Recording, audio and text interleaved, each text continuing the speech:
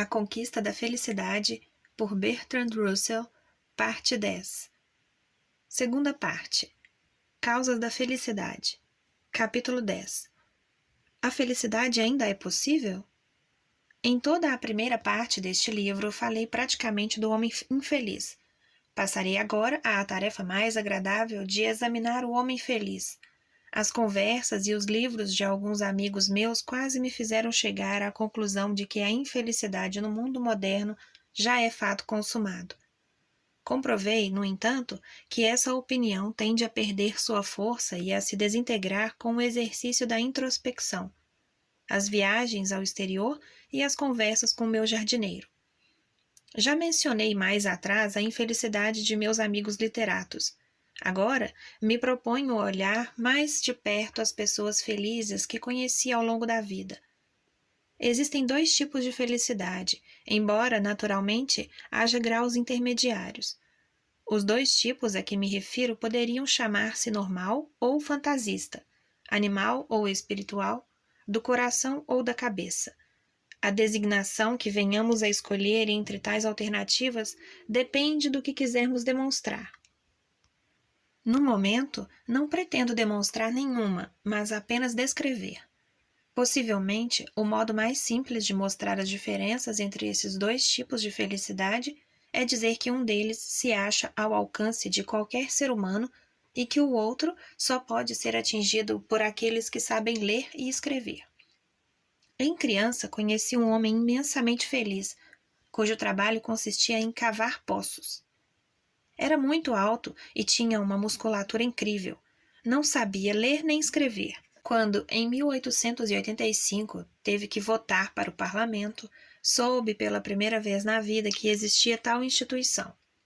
Sua felicidade não dependia de fontes intelectuais. Não se baseava na crença de uma lei natural, na ideia do aperfeiçoamento sem limites da espécie, na propriedade comum dos meios de produção, no triunfo definitivo dos adventistas do sétimo dia.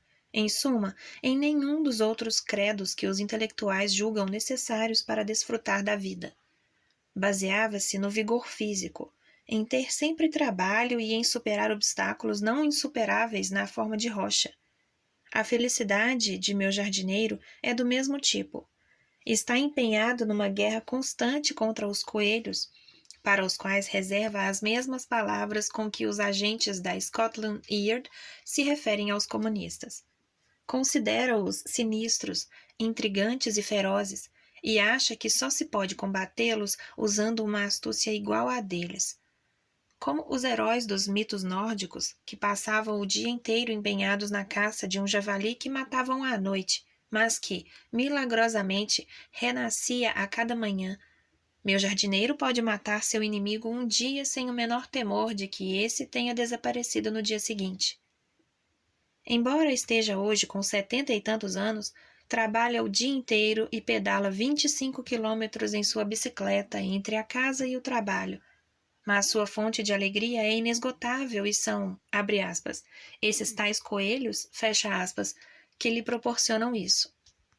Dirá o leitor que esses prazeres tão simples não se acham ao alcance de pessoas superiores como nós.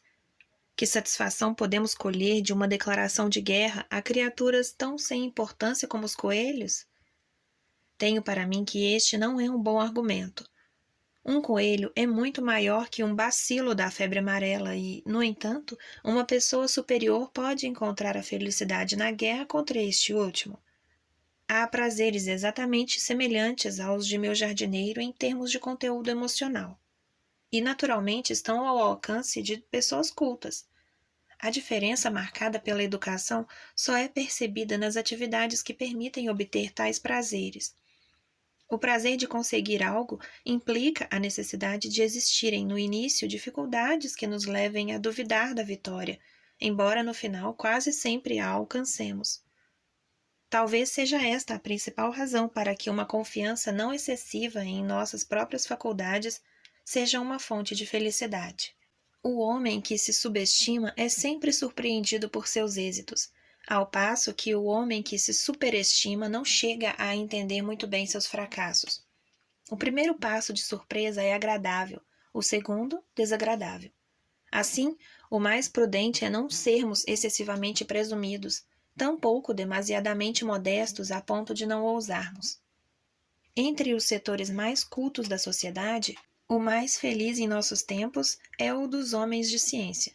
Destes, diversos dos mais eminentes vivem em um plano emocional bem simples e, como seu trabalho lhes propicia uma satisfação profunda, são capazes de encontrar prazer na comida e até no casamento.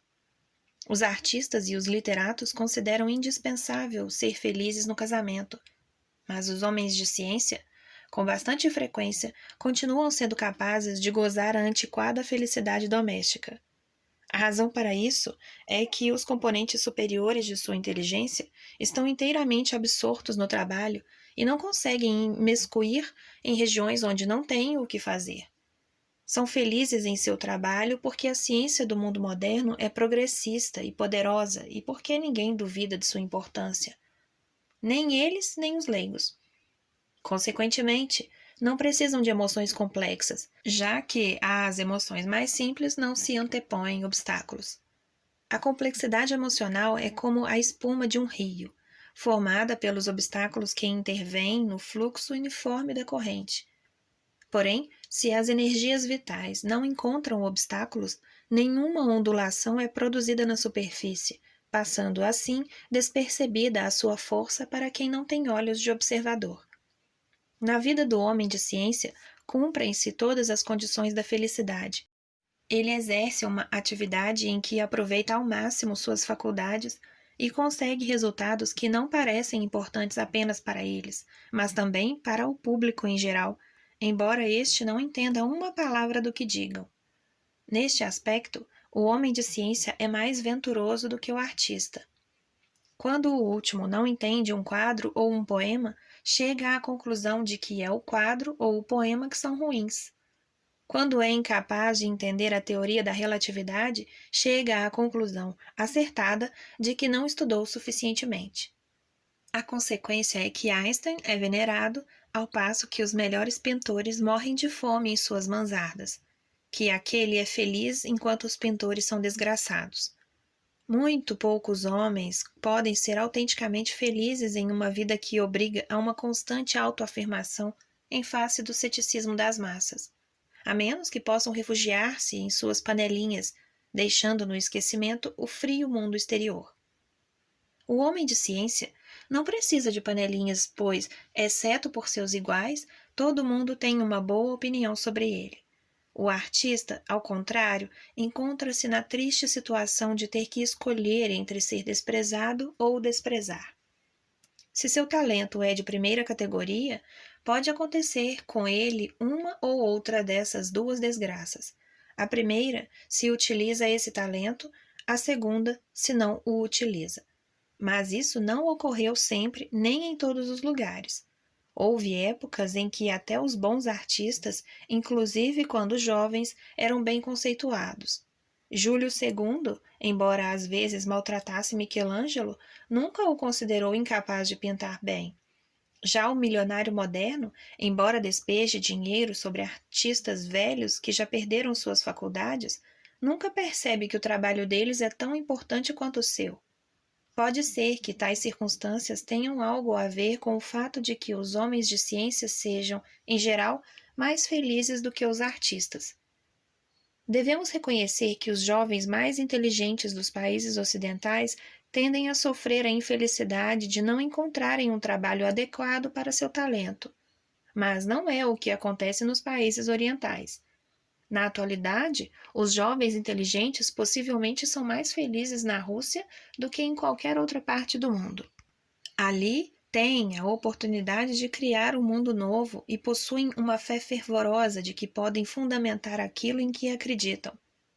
Os velhos foram assassinados ou exilados, ou morrem de fome, ou foram descartados de alguma outra maneira, para que não possam obrigar os jovens, como se faz em todo o país ocidental, a optar entre causar dano ou nada fazer. O ocidental sofisticado pode achar a fé do jovem russo algo tosca, mas o que é que se pode dizer contra ela? É certo que está criando um mundo novo.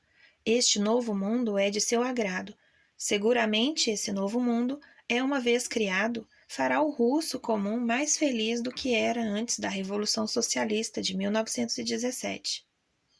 Talvez não seja um mundo em que um sofisticado intelectual do Ocidente possa ser feliz, mas o sofisticado intelectual do Ocidente não precisa viver nele.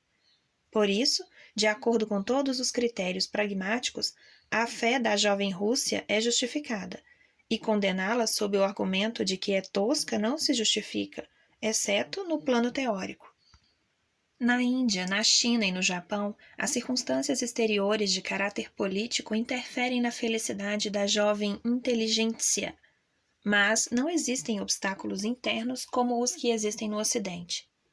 Há atividades que os jovens consideram importantes e eles sentem-se felizes quando as realizam bem.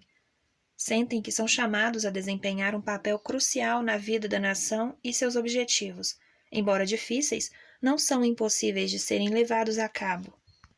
O cinismo que com tanta frequência observamos nos jovens ocidentais com o estudo superior é resultado da combinação do comodismo com a impotência.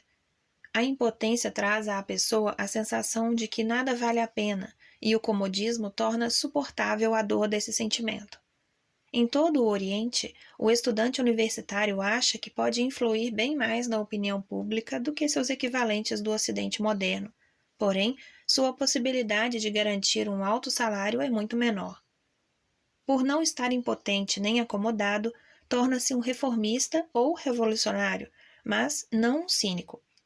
A felicidade do cínico ou do revolucionário depende do curso que tomem os assuntos públicos, mas o mais plausível é que, enquanto estão atuando, gozem de mais felicidade do que aquele que, além de cínico, é acomodado.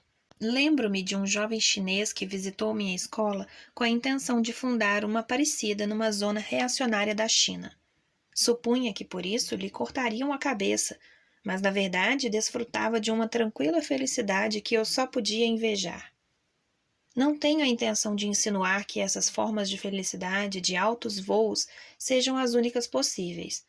De fato, só se mostram acessíveis a uma minoria, já que requerem um tipo de capacidade e uma amplitude de interesses incomuns.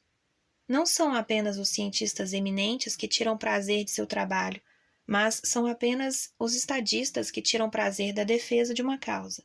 O prazer do trabalho está ao alcance de qualquer um que possa desenvolver uma habilidade especializada, sempre que obtenha satisfação do exercício de sua habilidade sem exigir o aplauso do mundo inteiro.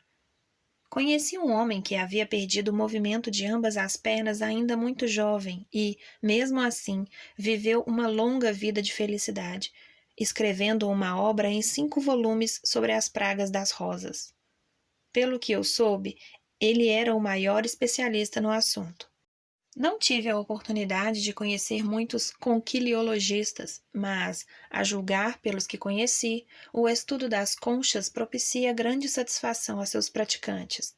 E conheci outro homem que era o melhor linotipista do mundo, sempre solicitado por todos os que se dedicavam a inventar tipos artísticos.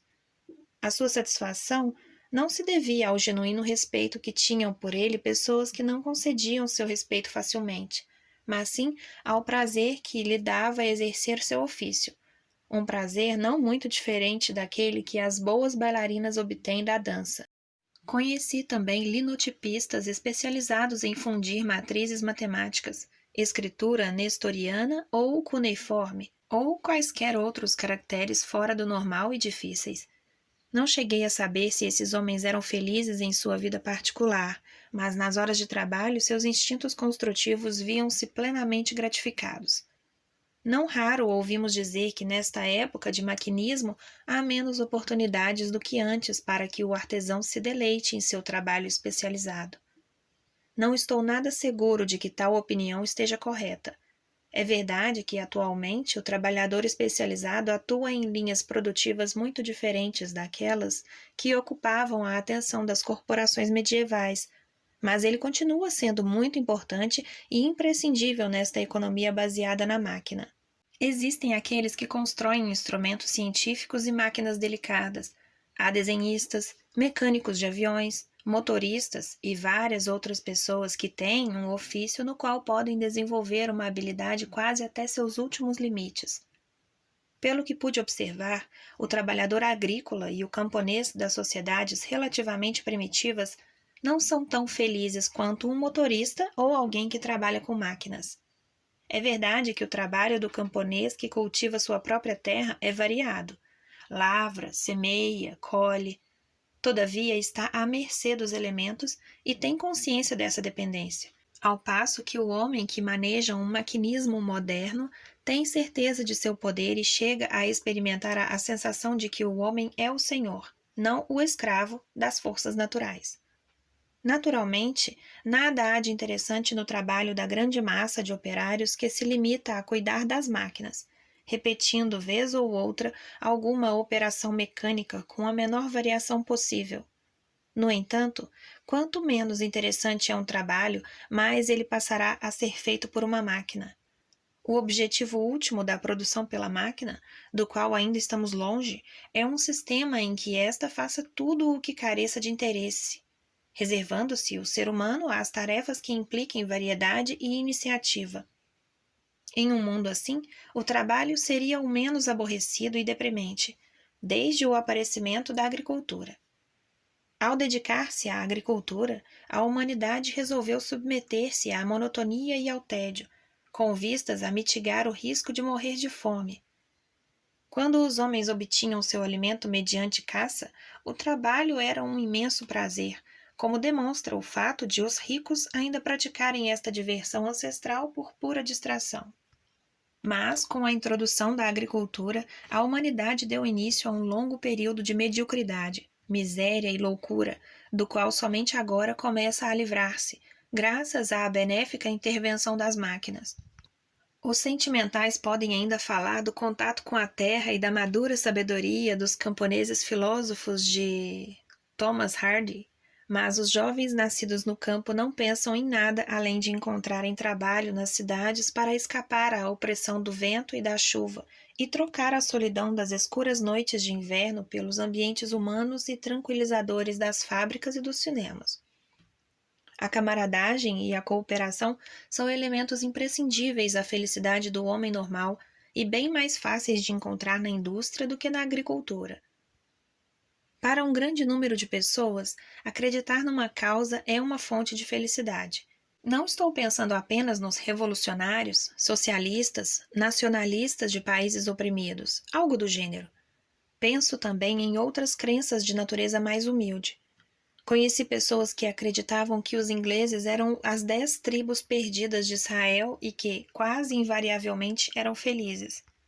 E a felicidade não tinha limites para os que acreditavam que os ingleses precedem somente das tribos de Efraim e Manassés. Não estou sugerindo que o leitor adote tais crenças, já que não posso pleitear uma felicidade baseada naquilo que para mim é uma crença falsa.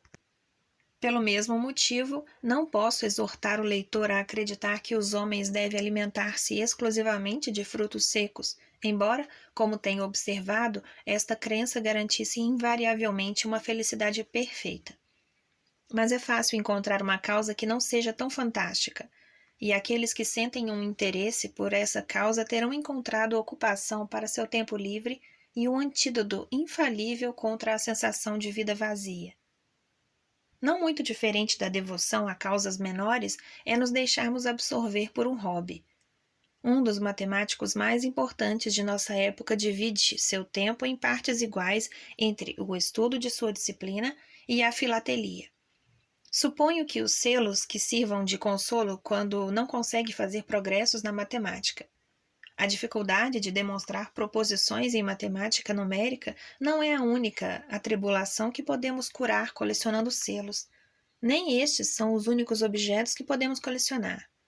Que imensos campos de êxtase se abrem à imaginação quando pensamos em porcelana antiga, caixas de rapé, moedas romanas, pontas de flechas e utensílios de sílex.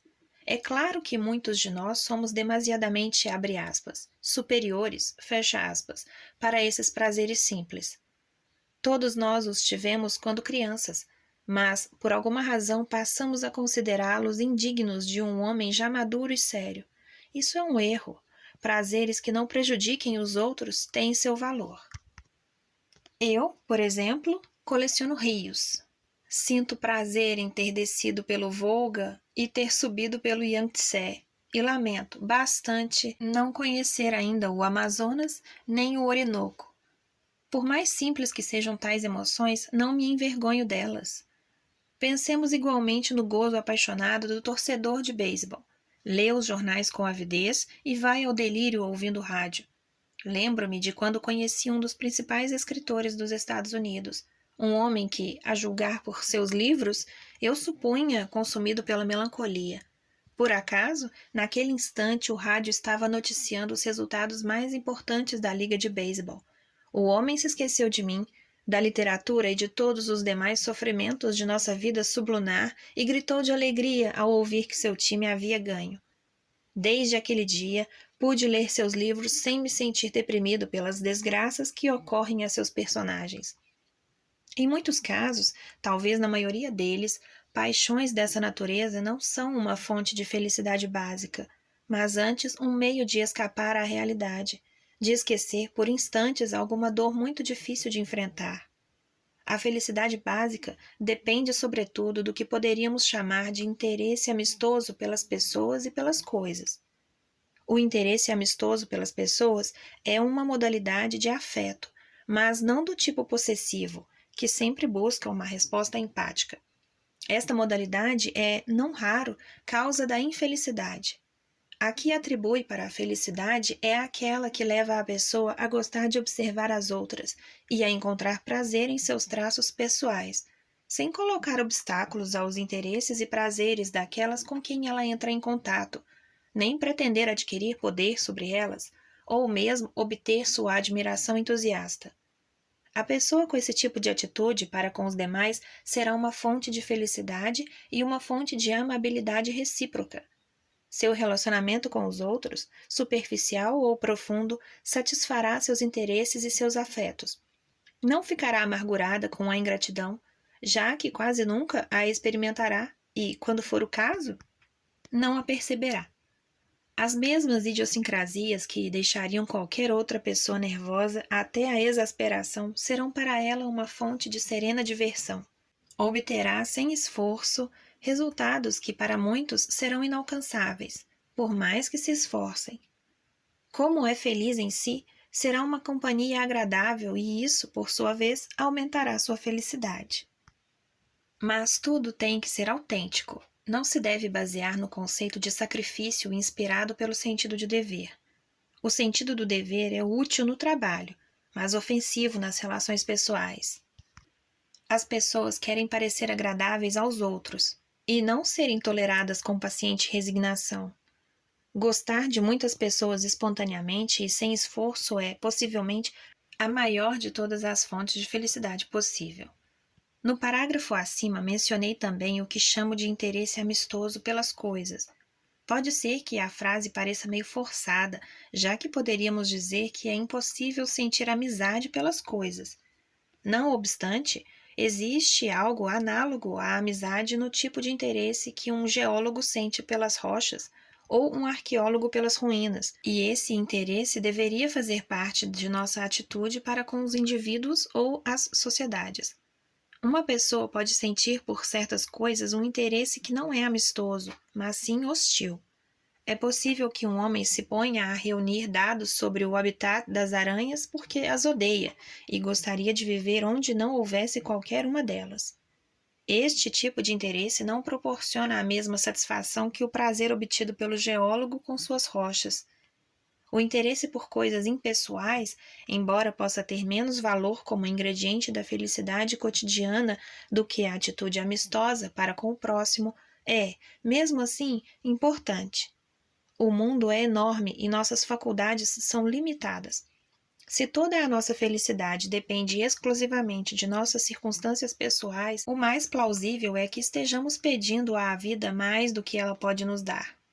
E pedir demais é o método mais seguro de conseguir menos do que seria possível. A pessoa capaz de esquecer suas preocupações, graças, por exemplo, a um interesse genuíno pelo Concílio de Trento ou pelo ciclo vital das estrelas, descobrirá que, ao voltar de sua excursão ao mundo impessoal, adquiriu um aprumo e uma calma que lhe permitirão enfrentar seus problemas da melhor maneira e, enquanto isso, terá experimentado uma felicidade autêntica, embora passageira. O segredo da felicidade é este: que seus interesses sejam os mais amplos possíveis e que suas reações às coisas e às pessoas que lhe interessam tornem-se, na medida do possível, amistosas e não hostis. Nos capítulos seguintes, ampliarei este exame preliminar das possibilidades de felicidade e proporei maneiras de escapar das fontes psicológicas de infelicidade.